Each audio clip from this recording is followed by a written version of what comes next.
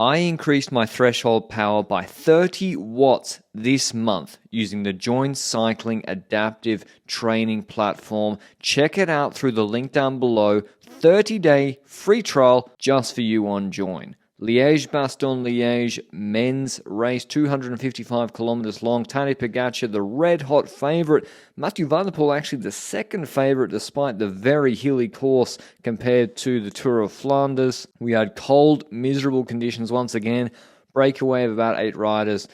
Remy Rochas, Gil Helders, well controlled by assured backs of UAE Team Emirates. And as we entered the proper hill zone with 100k's to go, where Côte d'Ivoire Stoku starts, the fight for position was on for Tadej Pogačar, UAE, and all the other favourites like Ineos, and Bardet even was in good position. Israel as well with Derek G, you can see right there. But Mathieu van der Poel went to the back at this moment, nearly involved in a crash. Luckily, he wasn't looking down when that happened, just in front of him. And you're not moving up from there, at least quickly, with these sort of roads, with these sort of teams pacing. And then there's a crash at the front. Lotto Destiny rider gets his front wheel caught in a ditch. And there's a huge block about a third the way down the peloton. It looks like over half the field caught, including Mathieu van der Poel, caught behind that crash. Luckily not the highest speed one. And it's curious because Van der Poel doesn't seem in a huge rush like some other riders to get through and get back going. It's 100k's to go.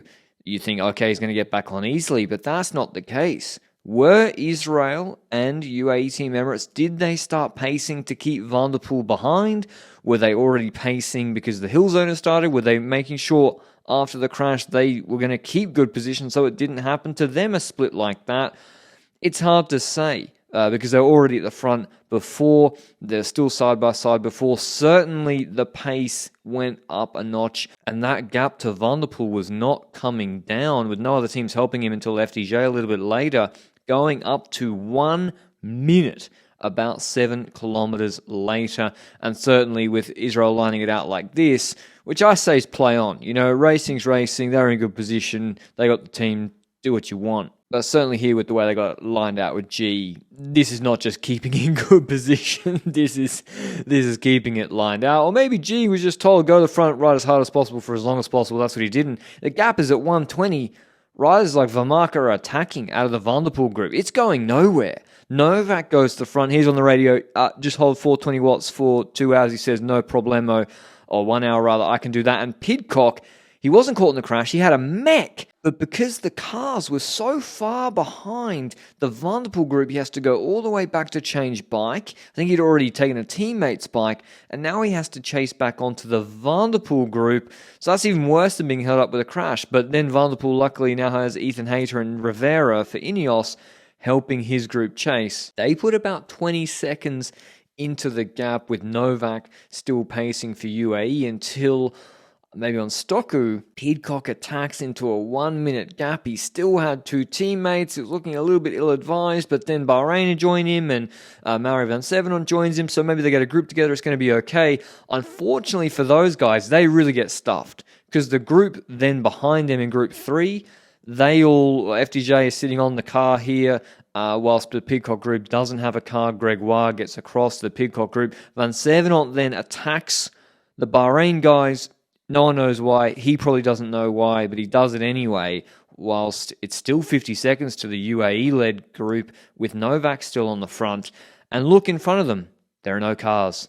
And there's Bahrain now chasing behind. Yes, FDJ do drop back, I think, Rochas to pace for Gregoire, but if they'd kept Bahrain with them, they would have had other teams to help chase. So I don't know why Van Sevenant was so insistent on dropping Bahrain. What gets worse for them is this is the convoy. This is the convoy behind the peloton, which is fair play to go in between the cars to move up, right? That's what salvation for Pidcock and co. This is a barrage. The cars, team cars, either they're all stopping to take a pee at the same time, or they've been told by the commissaires, get out of the gap, so that Van Sevenant, Pidcock, and Gregoire have to ride in the wind to get back to the peloton. Which, fair enough. The crash was about 25k's ago at this point. You can't just have a team car sit in front of you all the way back to the convoy. Drop back Freyler, drop back Seri. Unfortunately for them, the Bahrain group behind is sitting on the Bahrain car. all the way back to them. Although they had been pacing without the car before, but look at the speed differential as they get right behind the car. Riders are sprinting in a line to try and you can visually see how impactful it is. And so just as Pidcock and Co get back in, so does the Van der Poel group with Bahrain after they didn't have to be subject to the barrage. So pretty ridiculous. Did it change the winner of the race?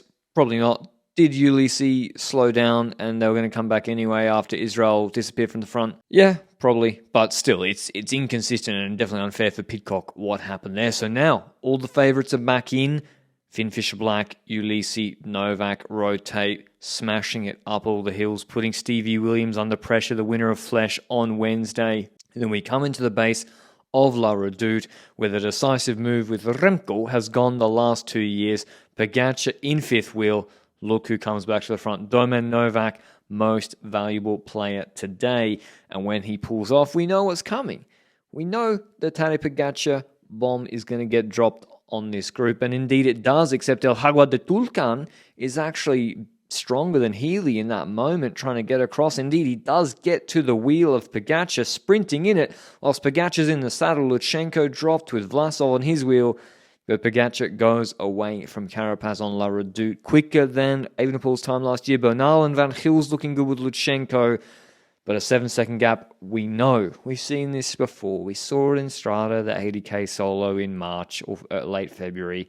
Once he gets a gap, once it's 20 seconds and these guys are flicking elbows at each other, once they start attacking each other and they've got Hirschi and Almeida looking to cover any move, the outcome of the race is completely over. Even though you think, oh, well, look, there's a group of 10 or 12 riders. There's Benoit, Bilbao, Schellmoser, all these riders, Vlasov.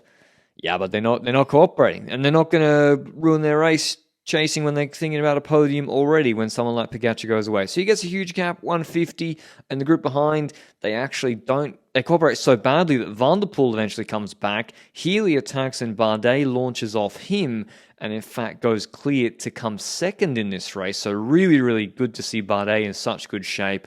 But the win was already gone up the road. Tadej Pogačar wins his second Liege-Bastogne-Liege, his sixth total monument, with Van der Poel actually coming back to come third, winning the bunch sprint. So that was Liège. Those three on the podium, one attack, one guy goes clear, one winner. Pogačar ahead of Bardet, Van der Poel, Van Gils, Parapantra, Van Sevenot, Maduez, Lutsenko, Bilbao, Pidcock. Here's what Pogačar had to say after the race. Quite emotional for me all day riding on the bike and thinking of Urška's mother from 2 years ago when we had to go home, and